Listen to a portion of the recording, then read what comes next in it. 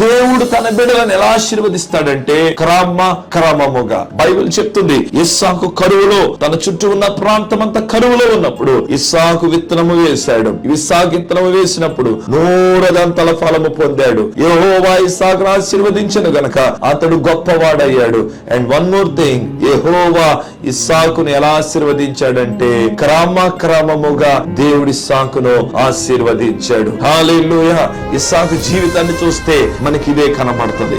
ఇస్సాకు వివాహ విషయములో అతనికి ఒక వయసు వచ్చినప్పుడు వివాహమైంది. ఇస్సాకు బిడ్డల విషయంలో అతనికి ఒక సమయం ఉన్నప్పుడు దేవుడు ఇస్సాకుకి బిడ్డల్ని ఇచ్చాడు. ఇంకా ఇస్సాకు జీవితాన్ని మీరు చూసినట్లయితే అతడు ముసలితనము వరకు అతని జీవితాన్ని దేవుడు ఆశీర్వదిస్తూనే వచ్చాడు. గాని ప్రతిదీ కూడా ఒక మెట్టు దేవుడు ఎక్కించుకుంటూ వచ్చాడు.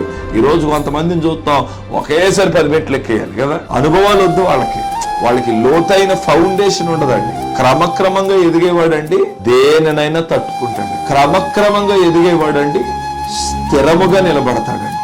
క్రమంగా ఎదిగేవాడండి. గుర్తు పెట్టుకోండి, ఈ రోజు నీకు రెడీమేడ్ బ్లెస్సింగ్స్ కావాలా, ఇన్స్టాంట్ బ్లెస్సింగ్స్ కావాలా, లేక నువ్వు స్థిరపడిపోయే ఆశీర్వాదాలు నీకు కావాలా, మీరే తెలుసుకోండి, మీరే ఆలోచించుకోండి. బైబిల్ చెప్తుంది అబ్రహాము దేవుడు, ఇస్సాకు దేవుడు, యాకోబు దేవుడు, తరాలు మారిపోయిన ఈ నామం అలా మిగిలిపోయింది. అబ్రహాము దేవుడు, ఇస్సాకు దేవుడు, యాకోబు దేవుడు, వాళ్ళ ఆశీర్వాదమును దేవుడు అలా స్థిరపరచడానికి గల కారణం ఏంటో తెలిసిన క్రమముగా దేవుడు వారిని ఆశీర్వదించాడు. ఇస్సాకు జీవితంలో ఒక 2 అనుభవాలు నేను చెప్తాను.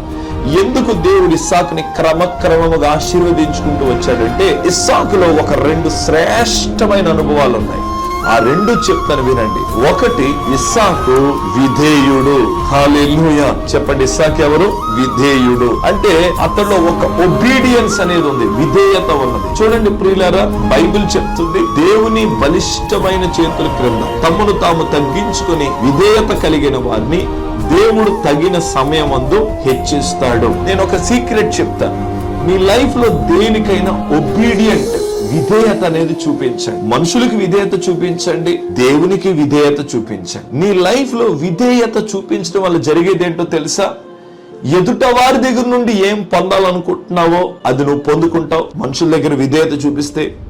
రెండవది, దేవుని యొద్ద నువ్వు విధేయత చూపిస్తే దేవుడు ఏది నీకు ఇవ్వాలనుకుంటున్నాడో అది నువ్వు పొందుకుంటావు. ఇస్సాకు విధేయత చూపించాడు అనడానికి 2 విషయాలు చూపిస్తాను. ఒకటి, ఇస్సాకును అబ్రహాము బలివ్వడానికి మొరియా పర్వతం మీదకి తీసుకెళ్ళినప్పుడు బైబిల్ చెప్తుంది ఆ బలిపీఠము మీద, ఆ కట్టెల మీద ఇస్సాకును పెట్టినప్పుడు ఇస్సాకు ఒక్క మాట కూడా మాట్లాడినట్టు లేఖనాలు చెప్పట్లేదు.